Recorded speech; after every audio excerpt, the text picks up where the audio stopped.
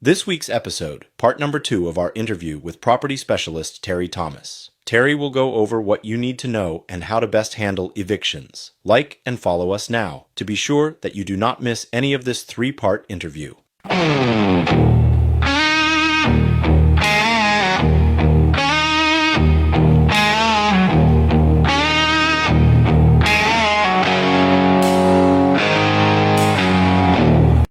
Is a possibility. Is that when a tenant can say, look, I know I owe this money, but I don't want to leave. Can I make payments? Yes. The tenants can make payments. They can make payments all the way up to the eviction time period before the sheriff comes to the property. So it's not like, I mean, they've got up until, do they have to pay it all by the eviction date, or they can pay on the eviction date. They can pay already installment payments to the eviction date, and the landlord. But they can't do installments after the eviction date. No. Everything's got to be tidied up by that date. Mm-hmm. Okay, that's good to know. So, all right. So that's a little different now. But what else has changed? They have changed the new process where you have to post a 14 days notice, and you have to post a 7 days notice on the door. You got to mail a copy. The 14-day notice is 14 days notice to let the tenants know their balance they owe, and the eviction date that had to be mailed to certified mail, and it had to be a posting 7 days prior before the eviction date. So that means if you were to be retained, you'd have to go out there and post it. Yep, I have a team of people that do postings for me. Okay. Yes. That's nice. Yep. Yeah, okay. Notify them. And sometimes people, when they post, they pay, and sometimes people they post, and sometimes they leave. It varies. I've seen tenants that we sent that notice out, and in fact, they would vacate by the time it got, around. I mean, but the unit was empty, done. Correct, yeah. And then you just kind of sorted it out. Correct. Which, to be honest with you, that's the easiest way to do it. That's the nicest way to do it. Yeah, I mean, you post it, you get them notice everything, so if they don't not able to have the. They know what's going down. I mean, I also know that we've had some tenants correct, since you were handling that process, that wouldn't get out. Yeah. Held up to the last minute, and when they did leave, the place was destroyed. Oh yeah. How's that looking lately? We've had a lot of problems with debris, handling that, getting it out, getting the unit turned for the next tenant to come in and all. And usually when tenants are evicted like that, they tend to just leave everything heavy there that they needed help getting out. They would just pack up their clothes. I mean, they wouldn't even take the food stuff. They would just pack up some clothes, some personal belongings, some valuables, and they would just leave a lot of furniture and bedding and, all that there. And then it was a problem getting it out. Now, that's something you do as well, or oversee as well, right? Yeah, oversee. Okay. Junk remover. So you know what I'm saying about tenants just leaving the place just totally, cutted up. And what else do you do? What's common? I mean, I know you were doing door locks for us too. Yeah, we change the locks. We do the junk remover. We post notice on the door. We add this new feature. We've been talking to tenants, and sometimes we do cash for keys with certain tenants and certain owners. What's that about, cash for keys? We let the tenant know we could give you money to move out early prior. Wait. You're going to pay them? Yeah. To leave. Isn't that kind of defeating the purpose of getting money for charging rent, or? Well, in some cases. I know what you're saying. I've heard. Correct. In fact, I've done this, so I know what you're saying. In some cases, I've been lately. Some owners just paid me to talk to tenants. I did one recent. No, let's get back to this cash for keys, because I want to explain the process, because I think in bad times it's probably a more popular option. From what my understanding of it is, you've got a tenant, they're like $4,000 behind. There's not a chance, snowball's chance, that this tenant coming up with that $4,000, even after you got them evicted. But you don't want to wait. A perfect example would be, it's rent season. Correct. And the season would be from March to September every year is the main rent season. Correct. And you want to get this unit turned, the tenant out, and the unit turned before the next rent season, so you got the better chance of getting it rented again. Correct. So instead of going to court, chewing up, prime rent season coming up, you would rather go, look, here's $1,000, have a good life. Correct. Something like that. So that's what you mean by cash for keys. Yes. So what you're saying is, I'm going to pay you, and then I'm going to promise not to come after you anymore. Correct. And then you're just going to take this $1,000 and all your stuff and go have a happy life. Yes. And we just, no harm, no foul. Correct. Yeah, no, I know it. I know what you're saying. But still, but these are not typically the better properties. Correct. They're in certain neighborhoods. Yeah. Certain neighborhoods. Baltimore, a lot of people who don't understand about Baltimore, and I've said this repeatedly, and a lot of people agree, Baltimore is a block by block city, meaning you can have a good block, and the next block can be not so good, and the block after that can be a kill zone. So, but that's just how it is, So what you're saying is you're giving cash for keys, or you're talking to the tenants and you're working some sort of deal like that. Like, look, you don't want us to go to rent court. You don't want that eviction on your record. I mean, I'm sure you're using these kind of words. You don't want this eviction to be on your record because you can't go nowhere after that, And if we do it this way, no harm, no foul. You can go apply to somebody else and go bother them, and like that. So, and in honesty, a lot of times it's a good deal. It's a good deal. And you got easygoing tenant. You got to have an easygoing landlord too. Yeah, easygoing landlord too. But if you explain it to them like, hey man, there's no way we're going to see this money. Correct. And if you look at the guy's work job, there's no way you're going to garnish his wages. You're going to get it back like that. Right. You're going to have to do all this paperwork, all this filing. So just, what's a number? Correct. What's a happy number? And it's typically the number. What do you consider? 500 to 1,000. 500 get it done? What, such as? Well, Cash. based on my experience, nobody budgets for under 1,000. 1,000 usually the Yeah, usually, usually 1,000 usually the number. That I've around 1,000. I've seen. Yeah. So, okay. So, and I've only seen it a couple of times. Had to do that a couple of Correct. times. And it's not a common practice, but it does work. Correct. Especially if it's an individual and but I mean they just trash the place. Yeah. A lot of owners really, they're getting bit by, okay, the cost of evicting someone, and there's a cost to it. There's fees for your services. There's time. Yeah. There's lost, there's lost income coming in. Correct. Then there's the time for the unit being turned, which, if you can get it done in 2 weeks, that's pretty good. When you say unit turn, you mean getting it ready for the next tenant to come in and have it listed on the internet and all. Right. And then there's 4 to 6 weeks that the property is dormant before it's getting it potential new tenant in. Right. So that's like that's about 3 months. Yeah. A lot at least, and that's on the fast track. Because it has gone long. So if you can give this guy $1,000, you can give him a timeline, get out by Friday. I see it. I understand it. Yeah. But well, let me ask you, what advice can you give owners and property managers to help, lessen the amount of damage an eviction can do? What can they do up front? I would say probably strain your tenants a little more. When you buy these properties, just buy properties in decent condition, decent areas.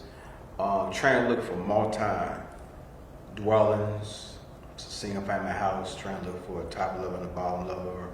What kind of rent range are you talking about that typically?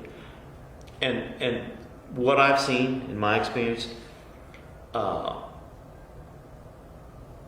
the lower cost rents, the lower rents have more problems. Correct. You agree with that? Yeah, the lower cost of rent have more problems. That's a geographic area. So Yeah. if you buy a property in a certain neighborhood, if you buy as an investment, you got to look at the long term. Right. So a lot of the people watching this are new to investing in real estate. Correct. So, there's a couple of schools of thought. I mean, you want to get in cheap, make a little money, build up, and they think they're going to do that wheel or that step up, and all that. And I have said this in my other podcasts that really, if you're new to this, try to go with what's safe. It may not be the most profitable right out the gate, correct, but long-term wise, because of that churn, correct, because of that churn costing so much, and if you're new to this and you really you can't afford to have 3-4 months without income coming in, and that's not uncommon. That a tenant doesn't have, not tenant, but a property owner doesn't have a $5,000 or $6,000 bucket pillow to hold on to land softly when an eviction happens. Correct. So what do you suggest might be a good price range to start looking at? If you were new to this and you didn't want to If you knew, it depends what city you buy your property in. I would say 100,000 and up. I would cap it off about 300,000. as the type of property you should be looking for? Yes. Okay. Investment property. Now you look for something for 75. You go into rent for a certain amount. You got to do repairs. You got to fix the house up. Right. Get the house ready for rental. Like I said, depends what city you're in, your location, your geographic. But that's going to determine your clientele too. What kind of tenants that you're going to be having and what kind of people you're going to be streaming. But trying to buy near slight, close to downtown, close to a mixed use area, hospital, college. I often suggest not too far from larger employers. Hospitals are good. They got the travel nurses. You don't usually get problems with travel nurses. No. No problem. You get the major lines. Correct. So you've got access, which helps. That means somebody can get a job somewhere if their current job doesn't pan out. I think that's real good advice. But what else should a new investor be looking at to kind of help avoid? I would say really get your real good real estate agent to help you out to know the market. You got to know the market you're buying the property in. So you can buy a cheap property and you get a cheap tenant and you might have some issues. So just find your really good real estate agent. They can advise you.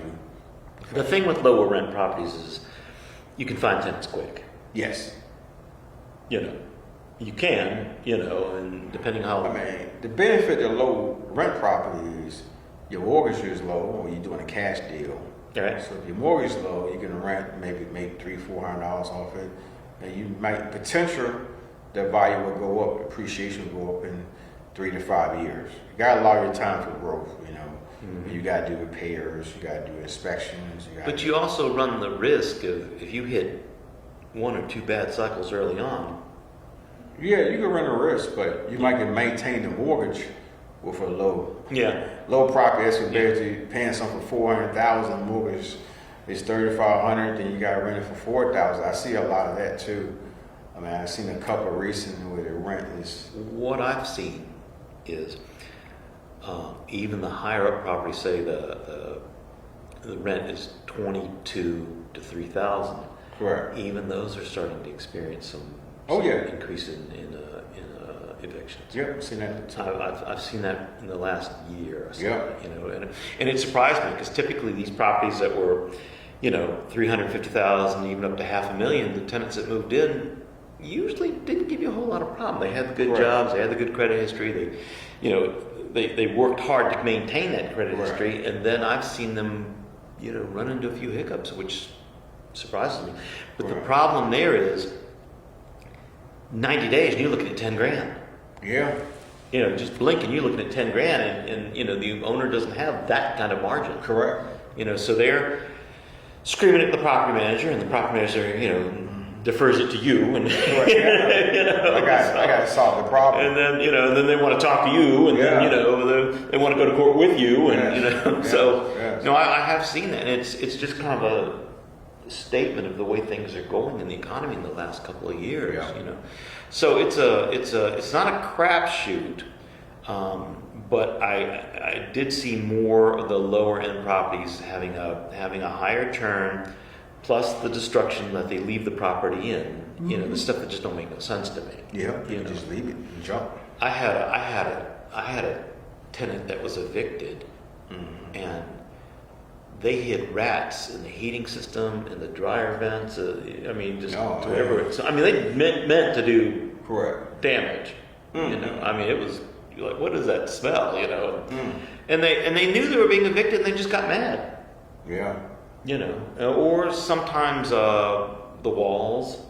You know, but so it's just something you gotta really weigh. You know, what's your entry point to getting into being a property owner? You know, versus the risk versus the evictions. And like I said, evictions can do a number on everybody's bottom line. The property manager's not making any money. You know, the owner's not making any money.